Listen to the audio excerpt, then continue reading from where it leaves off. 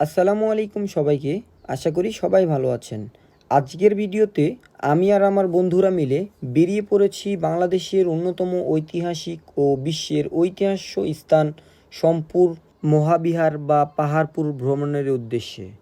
স্টেশনে এসে দেখি ট্রেন আসতে এখনও কিছুটা সময় বাকি, তাই আমরা সবাই মিলে একটু ঘোরাঘুরি করছি, আড্ডা দিচ্ছি আর ভিডিও করেছি। অবশেষে আমাদের ট্রেন এসে গেল। ভ্রমণের আনন্দ শুধু গন্তব্যই নয়, বরং যাত্রার প্রতিটি মুহূর্তেই লুকিয়ে থাকে বন্ধুদের সঙ্গে বের হলে সেই আনন্দটা কয়েক গুণ বেড়ে যায়। ট্রেনে ভ্রমণ করতে আমার ব্যক্তিগতভাবে অনেক ভালো লাগে, কারণ ট্রেনে বসে খুব কাছ থেকেই গ্রামের প্রকৃতি উপভোগ করা যায়। এখন ট্রেন চলেছে জয়পুরহাটের দিকে। ট্রেনের উপর থেকে তাকালেই দেখা যাচ্ছে সবুজ মাঠ, ছোট ছোট গ্রাম, গাছপালা আর খোলা আকাশ। বন্ধুরা সবাই মিলে গল্প করছি, হাসাহাসি করছি।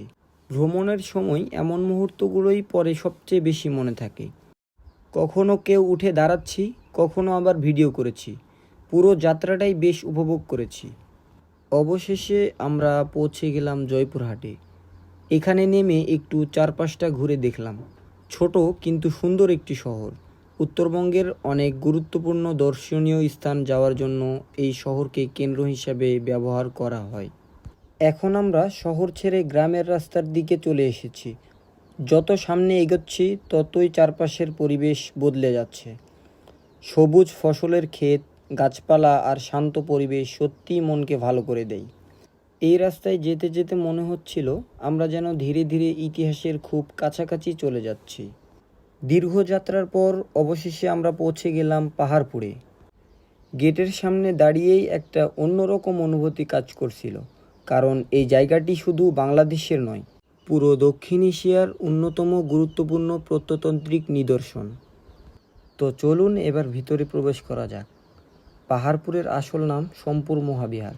এটি অষ্টম শতকে পাল সম্রাট ধর্মপালের সময় নির্মিত হয়েছিল বলে ধারণা করা হয়। এক সময় এখানে দূরদূরান্ত থেকে শিক্ষার্থী ও বৌদ্ধ ভিক্ষুকরা পড়াশোনা করতেন। তখন এটি ছিল শিক্ষা ও জ্ঞান চর্চার একটি গুরুত্বপূর্ণ কেন্দ্র। এই যে আপনারা পুরনো ইটের দেয়ালগুলো দেখতে পাচ্ছেন, এগুলো শত শত বছরের ইতিহাস বহন করে চলেছে। এত পুরনো স্থাপনা এখনও দাঁড়িয়ে আছে, এটা ভাবতেই অবাক লাগে। প্রতিটি দেয়ালে, প্রতিটি ইট যেন অতীতের এক একটি গল্প বলে যাচ্ছে। এখানে দাঁড়িয়ে সত্যিই মনে হয় ইতিহাস বইয়ের পাতাগুলো যেন জীবন্ত হয়ে আমাদের সামনে দাঁড়িয়ে আছে। আমরা চারপাশে ঘুরে ঘুরে পুরো এলাকাটা দেখার চেষ্টা করেছি।